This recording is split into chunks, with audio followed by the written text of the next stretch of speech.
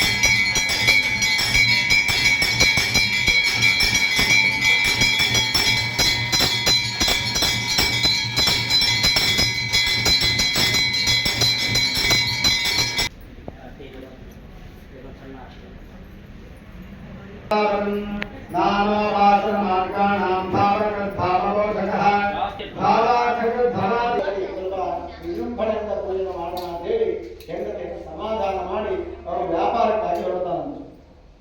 ಇನ್ನು ಮಗಳು ವಿವಾಹ ವಯಸ್ಕಳಾದಾಗ ಪಟ್ಟಣದಿಂದ ಸುಂದರನಾಗಿರುವಂತಹ ವ್ಯಾಪಾರಿಯ ಮಗನನ್ನು ಹುಡುಕಿ ತರ್ತಾರಂತೆ. ವೈಭವದಿಂದ ವಿವಾಹವನ್ನು ಮಾಡ್ತಾರಂತೆ. ಹಣದ ಅಹಂಕಾರದಲ್ಲಿದ್ದಂತಹ ವ್ಯಾಪಾರಿ ವ್ರತವನ್ನು ನೆನಪು ಮಾಡಿಕೊಳ್ಳದೇ ಇರುತ್ತೆ. ಬುದ್ಧಿಯನ್ನು ಅನುಗ್ರಹಿಸಿ ಪ್ರಜೆಗಳಾಗುವಂತಹ ರೀತಿಯಲ್ಲಿ ಅನುಗ್ರಹ ಮಾಡಬೇಕು. ನಮಗೆಲ್ಲರಿಗೂ ಸಹ ಆರೋಗ್ಯ ಗುಣವಾದಂತಹ ಆಯುಷ್ಯವನ್ನು ಕೊಡಬೇಕು. ಅದೇ ರೀತಿಯಾಗಿ ಎಲ್ಲ ಸುಮಂಗಲಿಗೂ ಸಹ ಶಕ್ತಿ ಹಾಕಿ ನಮಸ್ಕಾರ ಮಾಡಿ ಮಹಾಮಂಗಳಾರತಿ ಆಗುತ್ತೆ.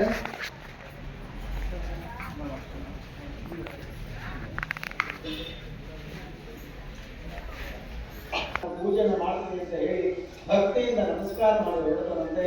ಅವತ್ತರಿಂದ ಎಲ್ಲರೂ ಕರೆದು ಭಿಕ್ಷೆಯನ್ನು ಕೊಡ್ತಾರಂತೆ. ಸಂತೋಷದಿಂದ ಪೂಜೆಗೆ ಬೇಕಾದಂತಹ ವಸ್ತುಗಳನ್ನು ತರ್ತಾನಂತೆ. ಭಕ್ತಿ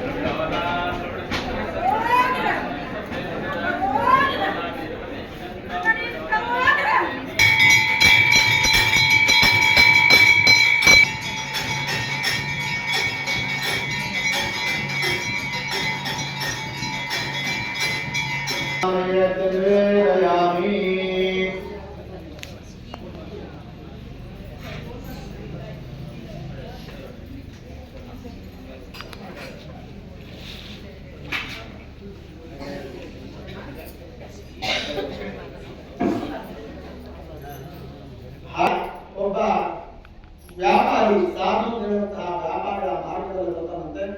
ಅವನು ರಾಗ ಮಾಡ್ತಾ ಇರುವಂತಹ ಪೂಜೆಗಳು ಆಶ್ಚರ್ಯ ಆಗುತ್ತೆ.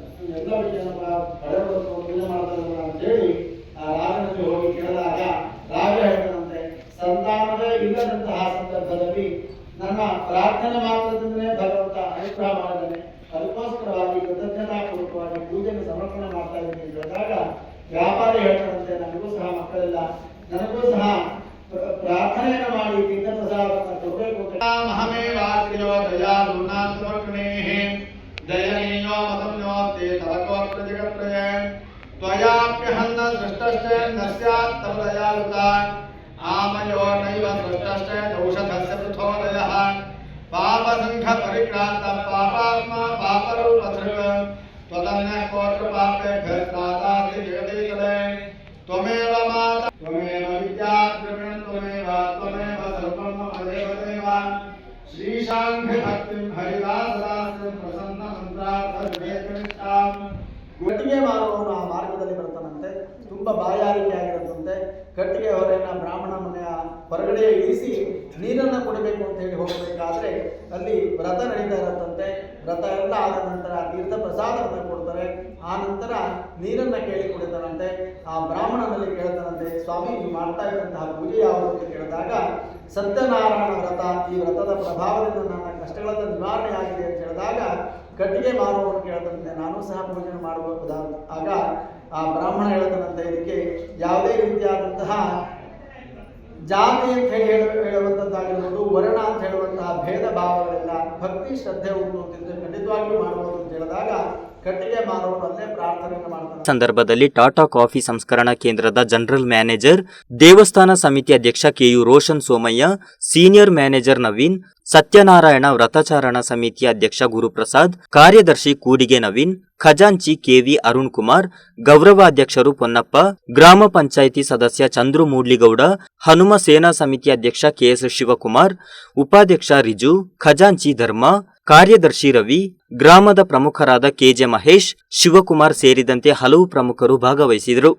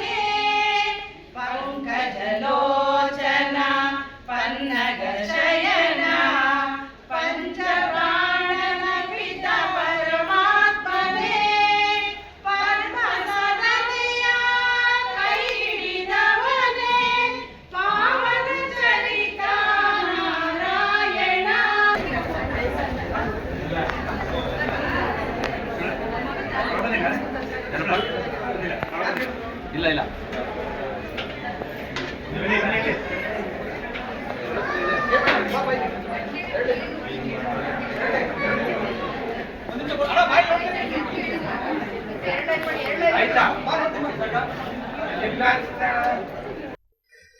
TV1 ನ್ಯೂಸ್, ಕೆಆರ್ ಗಣೇಶ್ ಕೂಡಿಗೆ.